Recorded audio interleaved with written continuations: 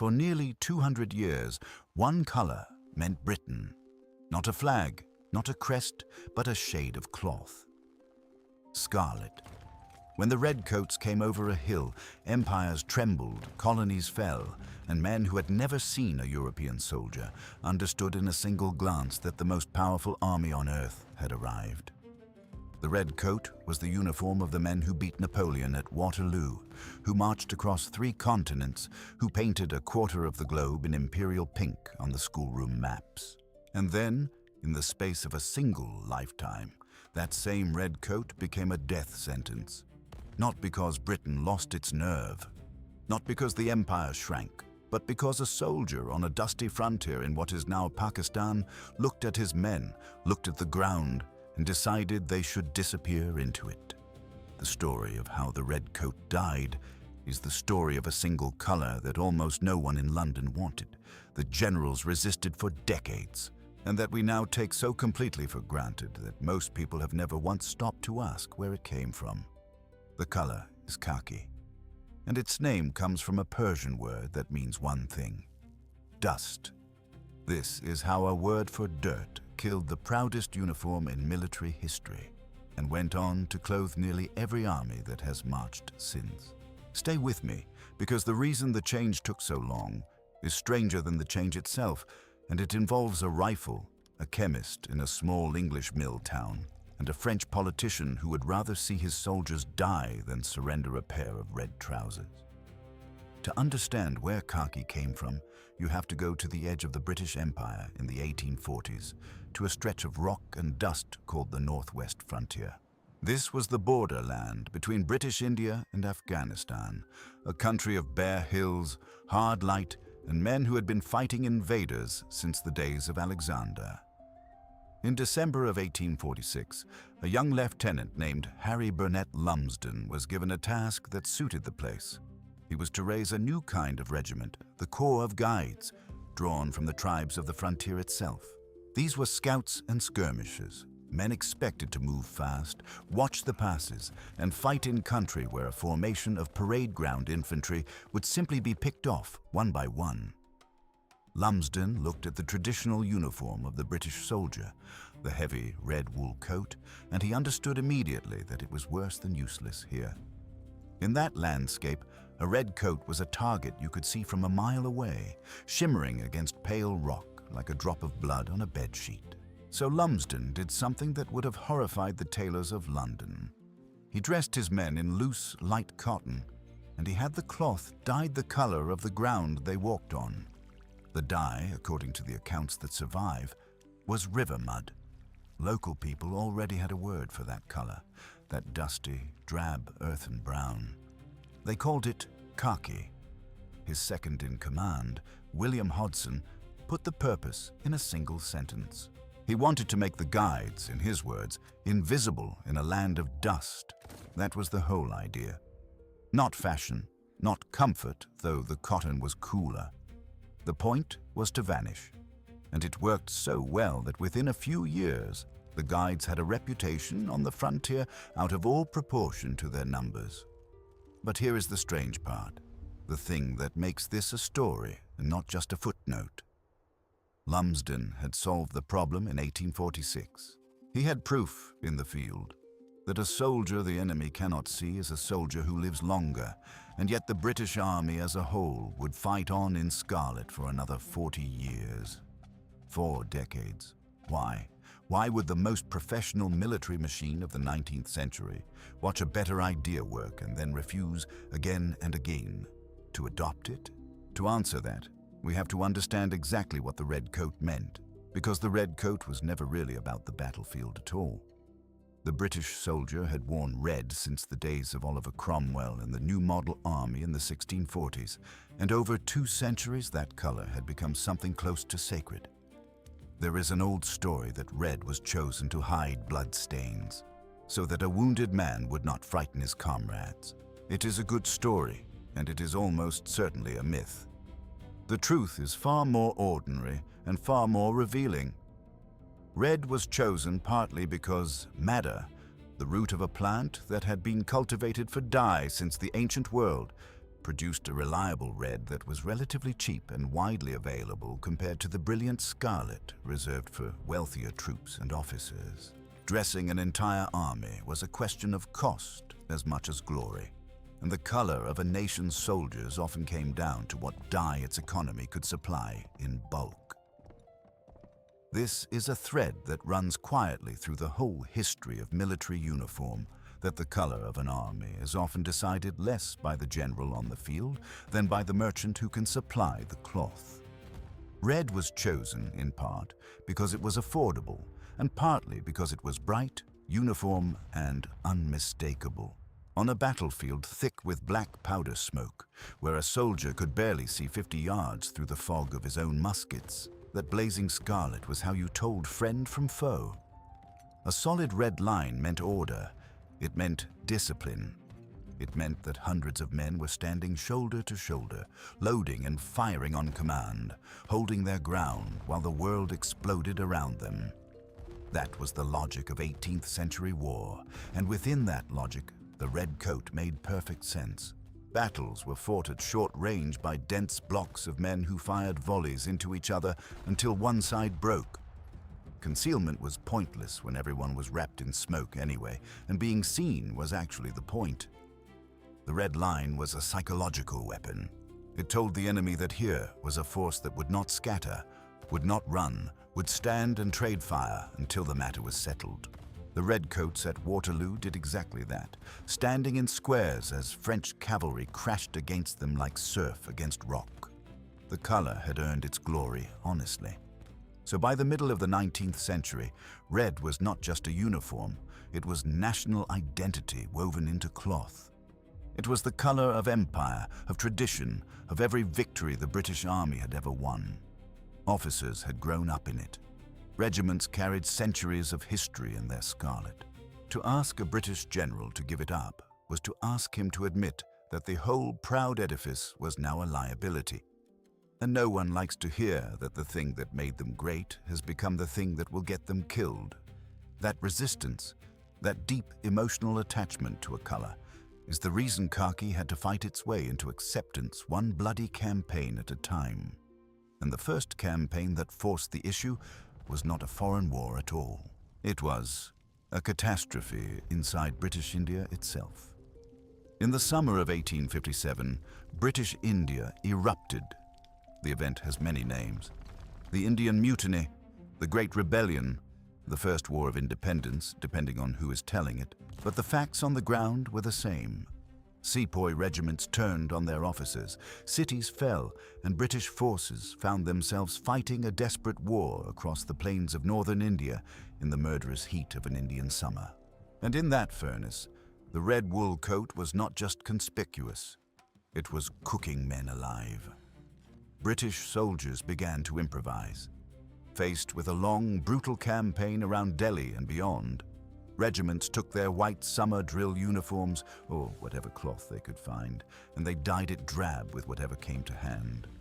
They used tea, they used coffee, they used mud, curry powder, tobacco juice, the crushed bark of local trees, even mulberry. Anything to knock the white or the red down to the dull, dusty tone that the frontier troops had already proven would keep a man hidden.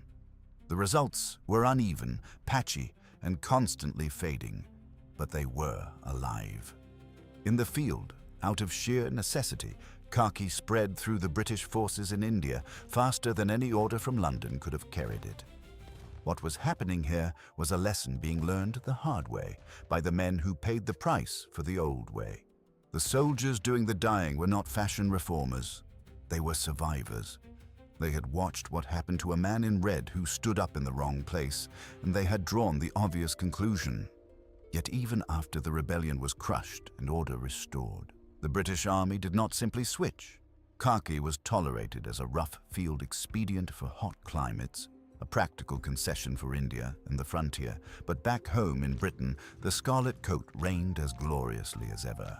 The army had two faces now, the drab reality of colonial war and the red splendor of the parade ground, and for decades it refused to admit that the reality had made the splendor obsolete. but the frontier kept forcing the issue, and at the end of the 1870s it forced it on a scale too large to ignore. In 1878, Britain invaded Afghanistan for the second time, marching once again into the same hard country where Lumsden had first dyed his scouts in mud more than 30 years before.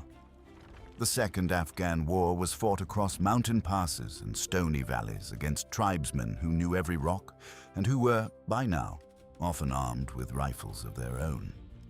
This was not a single desperate summer like the Mutiny. It was a sustained campaign in exactly the terrain that had taught the lesson in the first place, and this time Khaki was worn not as a scattered improvisation, but across whole columns of British and Indian troops. Regiments that had learned the hard way in 1857 went into Afghanistan clothed to vanish into the dust, and the men who fought that war came home with no illusions left about the wisdom of standing out. By the end of that war, Khaki had stopped being a curiosity and become the working uniform of British India in the field. Officers who had once regarded the drab cloth as an ugly necessity now understood it as simple common sense in a country where the enemy shot from cover at long range. The color had proven itself not in one battle, but across an entire theater of war, in the very ground its name described. The practical case for Khaki was now overwhelming.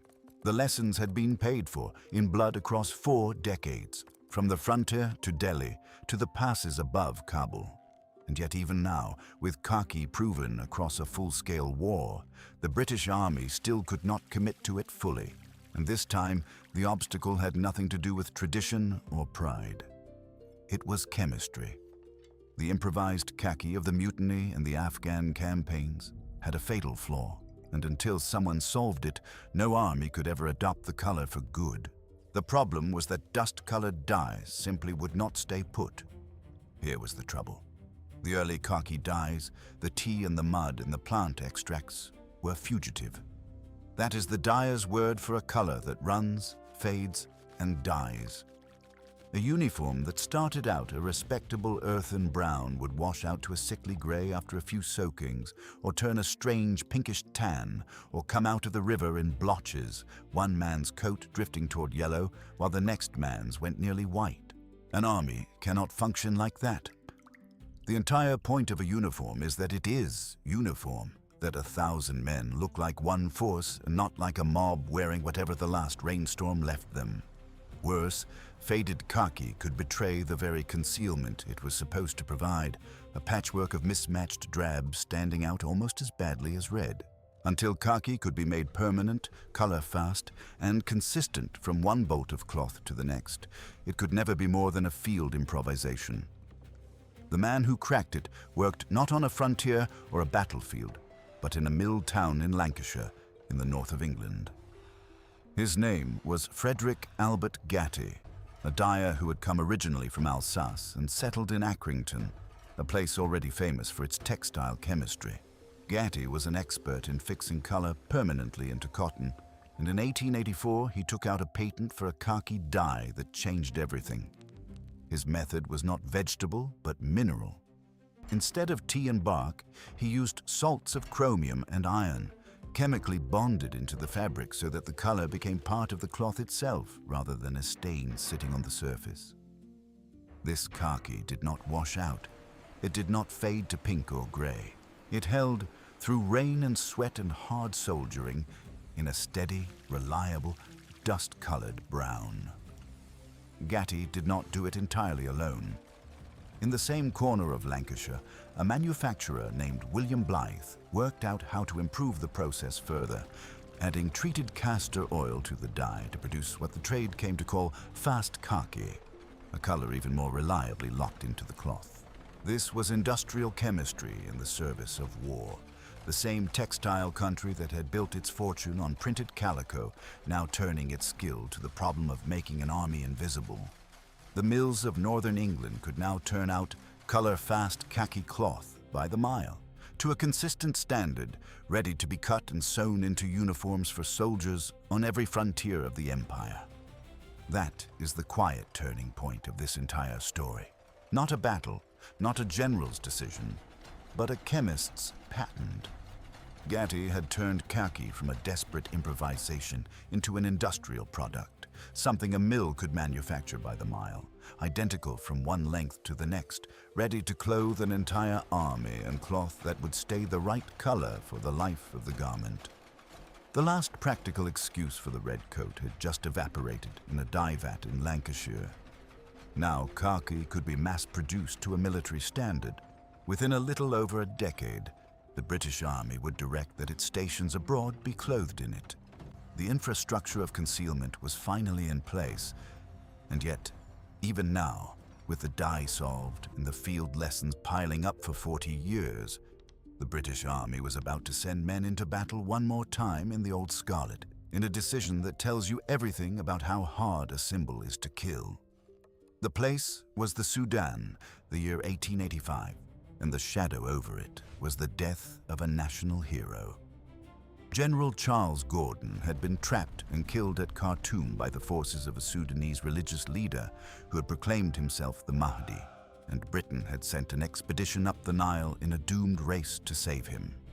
That force had marched in the Home Service uniform, the scarlet tunic and the white sun helmet, the full imperial costume. Part of the reason was pure logistics and tradition, but part of it was something stranger. There was a genuine belief among some British commanders that the red coat itself carried a kind of terror, that the enemy feared the red coat specifically, and that to wear the scarlet was to remind them exactly who they were facing. Gordon himself had asked for the relief force to wear red for its effect on enemy morale. The color had become a weapon of reputation. These last decades of the Scarlet Coat produced some of the most famous red coat battles in the whole history of the Empire, fought even as the rifle was making them ever more dangerous. In 1879, in the war against the Zulu Kingdom in southern Africa, British infantry in red tunics met a Zulu army at a place called Isandlwana and were overrun almost to the last man in one of the worst defeats British arms had ever suffered at the hands of a non-European force. The very same day, a tiny garrison in red coats held a mission station at Rorke's Drift against thousands of Zulu warriors through a long night of desperate fighting, an action so celebrated that 11 Victoria Crosses were awarded for it. Those scarlet coats were already relics of an older way of war, yet they were still being thrown into battle across the empire, from the veld of Africa to the sands of the Sudan, in the twilight of the color's long reign. On the 30th of December in 1885, at a place called Guinness in the northern Sudan, British and Egyptian troops fought and won a sharp action against the Mahdist forces. Among the British regiments in the field that day were the Berkshires, the West Kent, the Yorkshires, and the Cameron Highlanders, and most of them went into that fight wearing their scarlet coats. It is generally accepted by historians that the Battle of Guinness was the last time British regular infantry went into battle in the traditional red coat. There are small caveats, as there always are. One regiment present, the Durham Light Infantry, had left their red jackets behind in Cairo and fought in Khaki. Reports mention red being worn on active service in odd corners for a few more years. But as a clean historical marker, Guinness is the end of the line. After more than 2 centuries, the red coat had gone into action for the last time on a dusty morning in Africa, winning a battle in a color that was already a ghost. The transition after that was swift and total. Khaki drill had already been made the standard for British troops in India, and by 1896 the army directed that all its foreign stations should wear khaki. The red coat, so recently the pride of the empire, was being quietly folded away into the wardrobe of ceremony, kept for parades and palace guards and the pageantry of a nation that still loved the look of it. But the final, brutal proof that the age of bright uniforms was over did not come from a colonial skirmish. It came from a war against an enemy who wore no uniform at all and who shot straighter than any army Britain had ever faced. That war was fought at the southern tip of Africa against the Boers, the descendants of Dutch settlers in what are now South Africa's old republics. The Second Boer War broke out in 1899, and the British army that marched into it wore khaki from the start. there was no scarlet now. And it is a good thing there was not, because the Boers were about to teach the greatest empire on earth a lesson in modern war that would echo through every army for the next century. The Boers were not professional soldiers. They were farmers, hunters, men who had grown up with a rifle in their hands and who could hit a running animal at distances that made British marksmen blink. And they were armed with modern German Mauser rifles, firing smokeless cartridges. That word, smokeless, is the hinge on which this whole story finally turns. To understand why bright uniforms had become suicidal, you have to understand what had happened to the rifle over the course of the 19th century, because the weapon changed far faster than the uniform did. When the red coat was in its glory, the standard infantry weapon was a smooth-bore musket, a weapon so inaccurate that soldiers were not really expected to aim at individuals at all. Its effective range was perhaps 50 to 100 yards, and every shot belched a cloud of white smoke. Massed volleys at close range were the only way to make such a weapon count, which is precisely why armies stood in dense red lines and fired together. Then, in a few short decades, everything about that equation was torn up. First came the rifled barrel and the minié ball in the 1850s, which stretched accurate range out to several hundred yards. Then came breech-loading rifles like the Martini Henry, adopted by the British in 1871, which let a soldier load and fire far faster and from cover. Then came magazine rifles, the Lee Metford and the Lee Enfield, holding multiple rounds ready to fire. And finally came smokeless powder. That last innovation did two things at once, and both were fatal to the man in a bright coat. It gave the bullet a flatter, faster, longer flight, extending the killing range still further. And it meant that when a marksman fired, there was no telltale puff of smoke to give his position away. The old battlefield had been a fog bank in which everyone was half blind and being seen hardly mattered. The new battlefield was clear, silent, and lethal at ranges the old redcoats could not have imagined, and on it the hidden man held every advantage. Put those two facts together, the invisible shooter and the visible target, and you have the death of the redcoats spelled out in plain arithmetic. A Boer farmer lying still in the brown scrub, in drab civilian clothes the exact color of the ground, firing a smokeless rifle accurate to half a mile, was for all practical purposes a ghost. He could see the British lines perfectly. The British could see nothing but the veld. In the opening months of the war, in what the British press came to call Black Week in December of 1899, British forces walked into exactly this trap again and again, and the casualty lists that came home shocked a nation that had grown used to easy colonial victories. At Magersfontein, a Scottish brigade advanced in close order toward Boer positions and was met at dawn by a storm of aimed rifle fire from trenches its men could barely locate, and hundreds fell in minutes from an enemy they could not see. At Colenso, British guns were pushed too far forward and shot to pieces by Boer marksmen firing from cover along a river line. A few weeks later, on a hilltop called Spion Kop, British troops seized what they thought was the high ground, only to find themselves in a shallow, exposed scrape at daybreak, overlooked by Boer riflemen who poured fire down onto them until the crest was carpeted with the dead. In every case, the pattern was the same.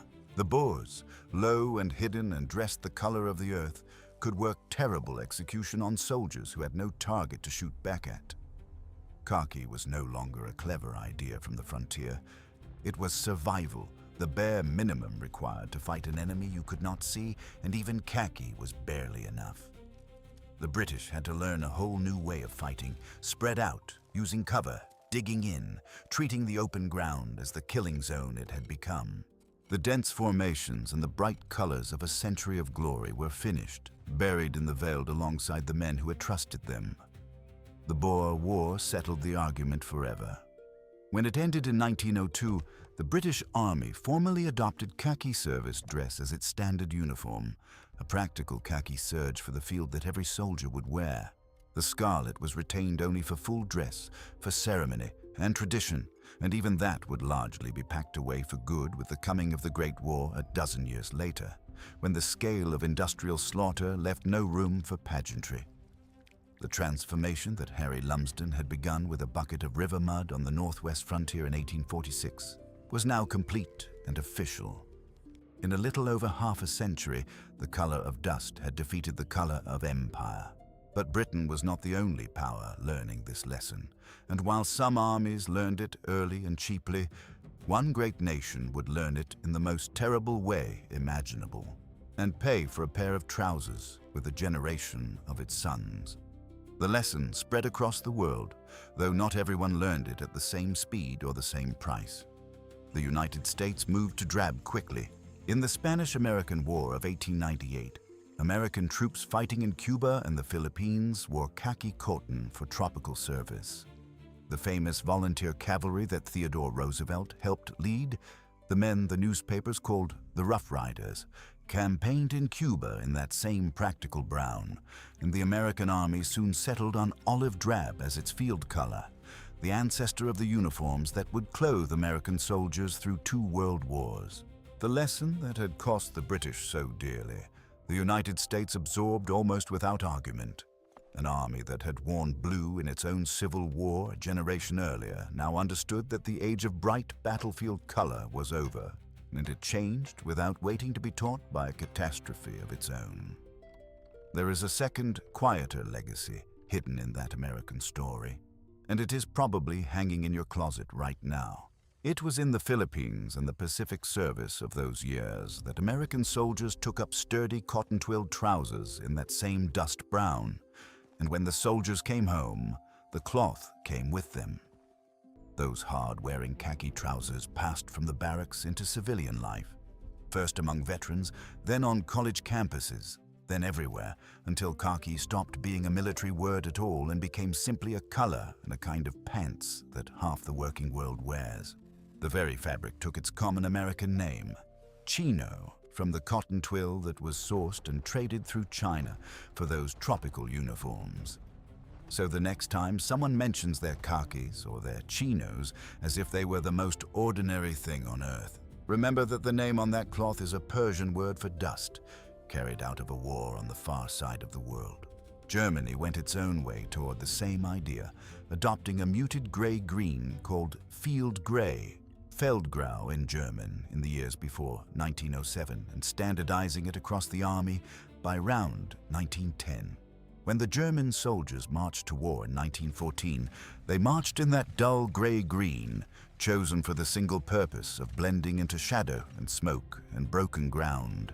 Everywhere across Europe and beyond, the bright colors of the old world were dying, the whites and blues and scarlets and golds that had made an army look like a moving garden, all of it giving way to browns and grays and greens chosen for one purpose only, to make a soldier hard to kill. The armies were learning one by one to hide. And then there was France. France knew all of this. French officers had watched the Boer War, had read the reports, had studied the arithmetic of the smokeless rifle as closely as anyone. As early as 1902, the French army had experimented with a subdued gray-blue uniform, and in the years that followed, they tried other muted shades, a beige blue, a green called Reseda. French soldiers had marched in these experimental colors, and the men who understood modern war knew perfectly well which way the world was turning. But the French infantrymen of that era wore something the nation had come to love almost as much as the British loved their scarlet. He wore the pantalon rouge, bright red trousers, first adopted in 1829 and worn ever since, paired with a blue coat and a red cap.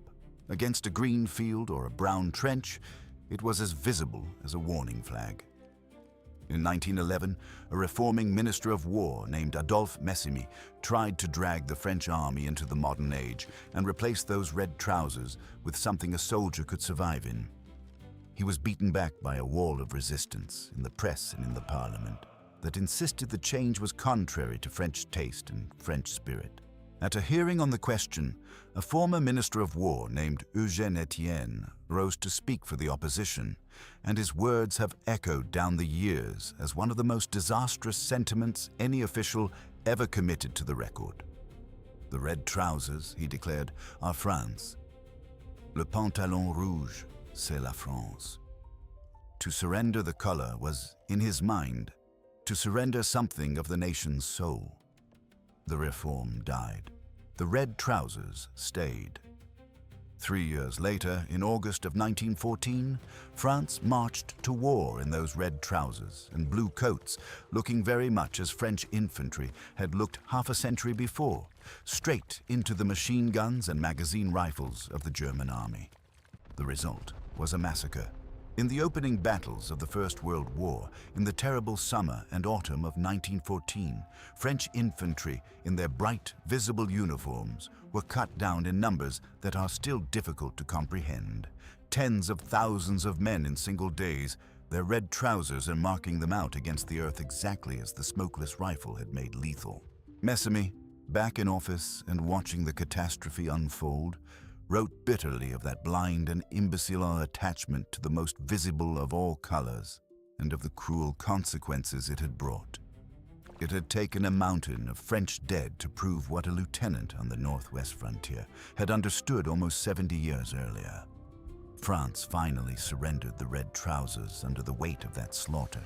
A new color was adopted, a pale blue-gray they called horizon blue. And by 1915, French soldiers were being pulled out of their scarlet and dressed in something that gave them a chance to live. There is a grim irony buried in the timing. Part of what forced the change was not only the casualties, but a shortage of dye, because the bright red for the trousers depended on a synthetic compound largely manufactured in Germany, and the war had cut the supply off at the source. The enemy, in effect, had stopped coloring the targets. Whatever the cause, the age of the bright uniform was over in the one great army that had clung to it longest, and it had ended in the worst possible way on the bodies of men who died, so that a color could finally be admitted a mistake. Step back from all of it and look at what a single shade of dusty brown accomplished. It began as river mud on the coats of frontier scouts, a practical trick to keep a few hundred men alive on the edge of the empire. It spread through the improvised dyes of a desperate war in India. It waited, held back for decades by tradition and pride in the simple chemical fact that no one could make it stay the right color until a dyer in a Lancashire mill town bonded it permanently into cloth with chromium and iron. It was proven again and again by the rifle and the smokeless cartridge that turned every bright coat into a bullseye. And when the last redcoats fought their final battle at Guinness, and the last French infantry fell in their red trousers on the fields of 1914, the argument was finished for good. The color of dust had won. Every major army on earth had abandoned the brilliant uniforms of the old world and clothed itself in drab, in olive, in gray, in khaki, in the deliberate business of not being seen. There is something almost unbearable in the arithmetic of it.